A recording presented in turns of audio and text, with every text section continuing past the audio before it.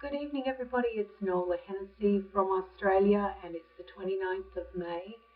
I've been thinking a lot this week about words, and whilst we know that there are some really offensive words that people speak, and there's not a lot we can do about it, there are some words that I think are important for us to think about not using because of the negativity around what they symbolize and the impression that they can leave on others, particularly children. I was in a conversation today where the word hate came up, and it came up repeatedly, and it's one of those words that to me signifies a real negative energy in the body. It's an emotion that some people feel, and only they know the true reasons why they feel it, but it is probably one of the most caustic emotions and the most long-term impact, negative impact words that people can use. And what I want to accentuate to you is that words are really, really powerful.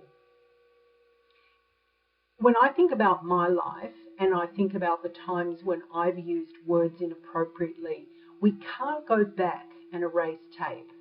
And I'm sure a lot of you would have had that situation in life where you think, oh, if I could just go back in time 30 seconds and say that a little differently.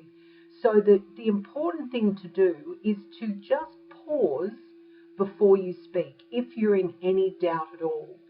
And if you're really upset about a situation, best not to speak until you've actually settled down, calmed down in yourself. Because when we speak with anger that underpins, that's obviously coming from a place of emotional baggage, or when we speak with an undercurrent of bias or prejudice or racism, then that's a really negative place to come from.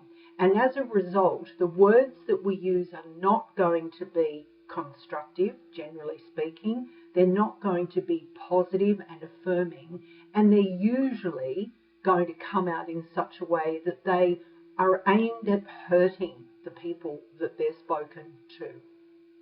So there's a few points that I wrote down today while I was having my lunch break, and I just want to go over those with you and explain a little bit what I mean. The power of words is all about where they're coming from inside yourself. So when you think about words, if when you're delivering the words, they're actually making you feel disturbed on the inside, then you can guarantee that they will have a destructive strategic impact.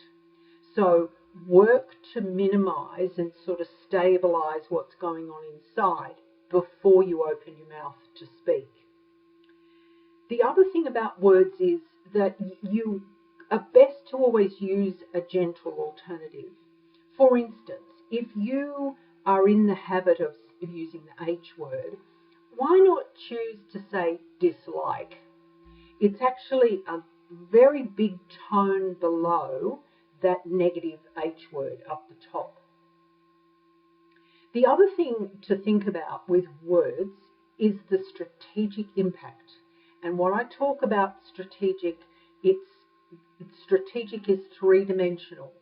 It's all about how far into the future that we're thinking, how widely we see that impact occurring, and how deep through all layers we're going to see that impact. So strategy and strategic impact are different depending on the context, but it's always three-dimensional. And think about it that way.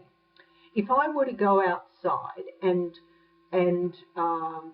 say something to a total stranger in the street, that person has no context to who I am. They have no understanding of me as a person. So the words that I deliver will be in that frame of reference for them. And therefore the words that I deliver to somebody who knows me or who knows of me, they're going to get an entirely different impression of my words. So think about that as well, that if you're delivering to strangers, they're going to need more clarity in the words that you speak. They're going to be looking for unambiguous words. They're going to be looking for clear diction. They're going to be looking for deep and meaningful stuff when it resonates that way for them. Or perhaps they might be looking for light and bright and breezy kind of stuff. It all depends on the context, and it all depends on how well you are known to the other person. The other thing that I want to talk about is work out what the emotional messaging is in the words that you use. So be mindful about the impact that you might be having on somebody at an emotional level, depending on what you say to them. And that's something where I talked, weeks ago about when you speak the truth, you do it underpinned by tact and diplomacy. Well, the emotional messaging that is the imprint that you leave on somebody is as impactful as the words themselves. The last thing, and the other thing that I wrote down was about how words affect change. So if you're looking to have an impact, then you can choose words that will get the desired effect.